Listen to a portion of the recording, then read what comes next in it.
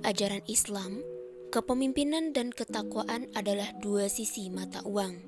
Sebab, ketakwaan adalah sebaik-baik bekal bagi seorang muslim untuk meraih keselamatan dunia akhirat. Terlebih seorang pemimpin yang diberikan amanah berat untuk mengatur segala urusan rakyat.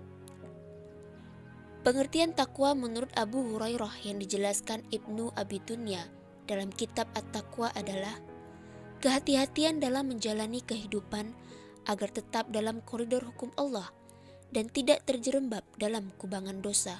Rasulullah Shallallahu Alaihi Wasallam bersabda, "Tidaklah dikatakan sebagai orang mukmin yang mencapai derajat takwa hingga ia meninggalkan hal-hal yang tidak berguna karena khawatir terjerumus kepada hal-hal yang haram." Ketakwaan menurut ulama adalah melaksanakan seluruh perintah Allah dan menjauhi seluruh larangan Allah.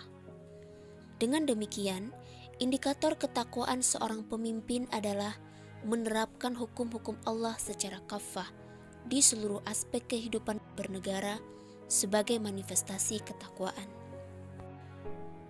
Menerapkan syariah secara kafah dalam negara adalah menjadikan seluruh aspek negara seperti politik, budaya, pendidikan, ekonomi, dan keamanan berbasis tauhid. Pemimpin yang bertakwa adalah pemimpin yang tunduk dan patuh sepenuhnya terhadap syariat Allah. Meminjam bahasa Hamka yang menyindir, buat apa berkuasa jika tidak mau menegakkan hukum Allah? Namun, tak akan bisa sempurna ketakwaan seorang pemimpin jika dilaksanakan dalam negara berbentuk demokrasi sekuler, apalagi dalam negara komunis ateis.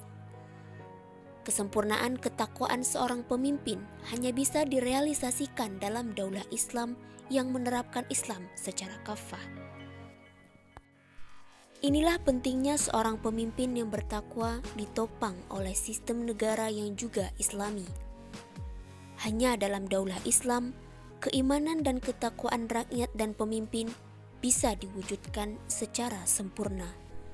Allah berjanji kepada penduduk suatu negeri dalam Quran Surat Al-A'raf ayat 96 yang artinya, "Jikalau sekiranya penduduk negeri-negeri beriman dan bertakwa, pastilah kami akan melimpahkan kepada mereka berkah dari langit dan bumi. Tetapi mereka mendustakan ayat-ayat kami itu. Maka kami siksa mereka disebabkan perbuatannya."